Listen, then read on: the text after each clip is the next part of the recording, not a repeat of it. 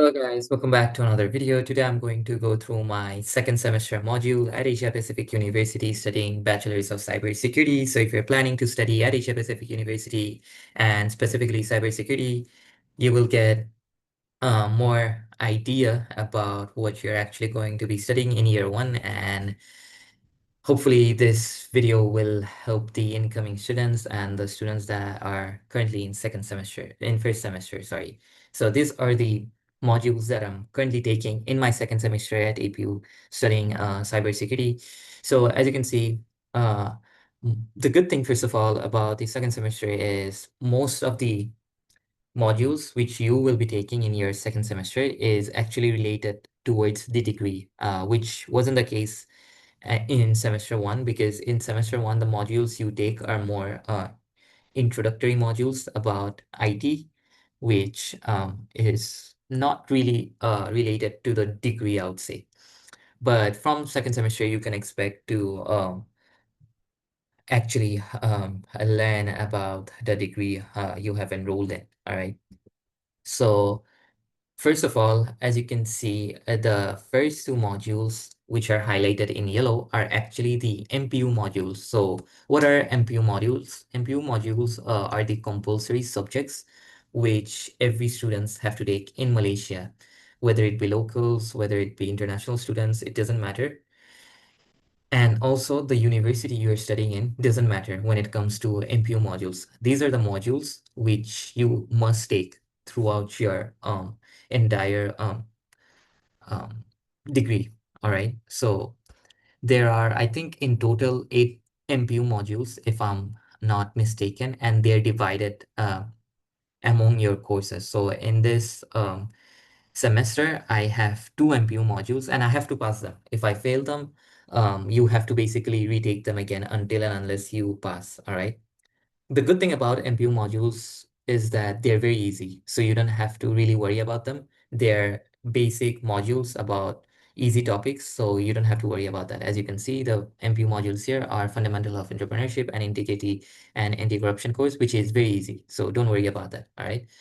So the third module is Integrated Computer System, where you will be learning about assembly language program, which is a low-level language, and is pretty much related to cybersecurity because assembly language program is required to do malware analysis to enhance the security of the systems.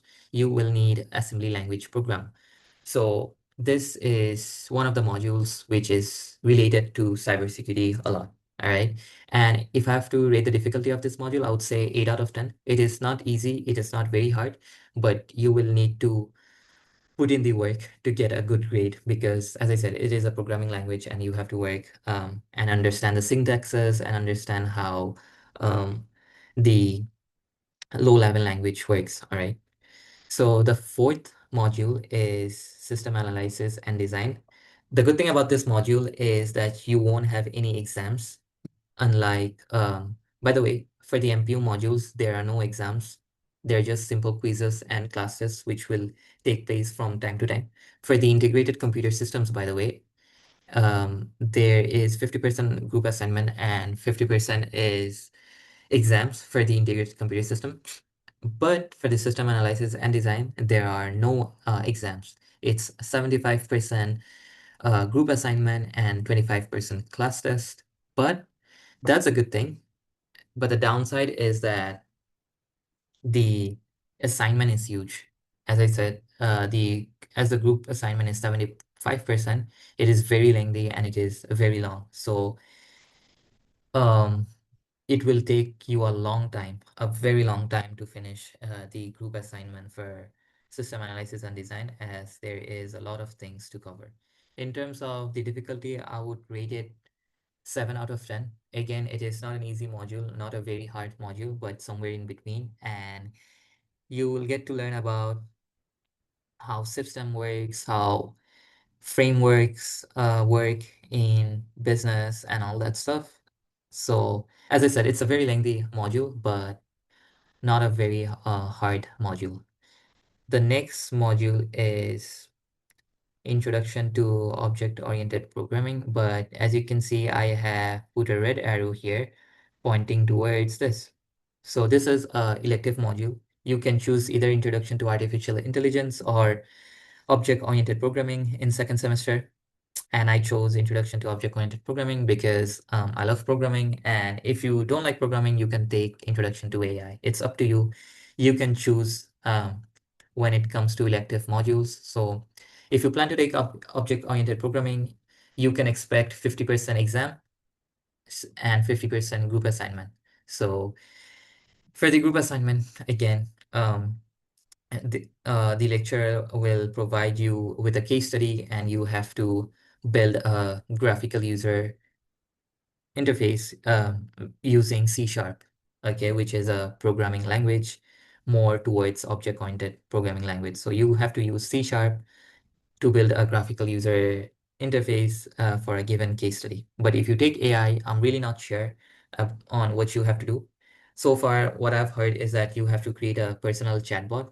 But if you want to know more about it, let me know in the comments down below. But yeah, as I said, the marking for this is divided into two components. 50% is from the exam and 50% is from the group assignment. Coming to Introduction to Security and Forensics, again, there is 50% exams for this, and 50% of your marks will come from group assignments. All right. So this is again another modules which is related to the cybersecurity. As you can see by the name, it's so obvious, right? Introduction to Security and Forensic Technology, where you will go more in depth on how to secure systems and how to analyze logs, malwares, and find vulnerabilities and all that stuff, right? So I would say integrated computer system and introduction to security and forensic technology is related to your cyber security degree, which you will be studying, right? And in terms of the difficulty for this module, I would say so far 5 or 6 out of 10. It's not a hard topic, but again, there is a lot of content to cover, and you have to put in the work to get great. All right. And the last one is mathematical concepts for computing, actually. So do not be scared. A lot of you guys already asked me about whether you have to take maths or not in IT or not. So do not be scared about maths. Usually I get these DMs a lot where they ask for this course, is there maths? So I would say do not worry, all right? Because the lectures for this module is really good and the topics are not really related to maths which you took in high school, but more related to computing, as you can see by the name, mathematical concept for computing. So you'll be learning about maths, which is related to computing, all right? So when it comes to difficulty, I would say it is probably 7 out of 10. Again, it's all about practice when it comes to maths, right? So if you practice enough, you will get good grades. In terms of marks distribution for this, there is no group assignment for this. 50% comes from the exam and 50 the other 50% comes from the class test. So will be two class tests, each with 25% weightage, and as I said, the other 50% is from the exams. All right. So just to reiterate everything, for these two modules, there are no exams, but there will be basic quizzes and class tests from time to time. Do not worry about this MPU modules because they are easy. For this integrated computer system, there is 50% exam and 50% group assignment. So that's the mark distribution. For system analysis and design, there is no exam. 75% um, is from the group assignment and 25% is from one class test.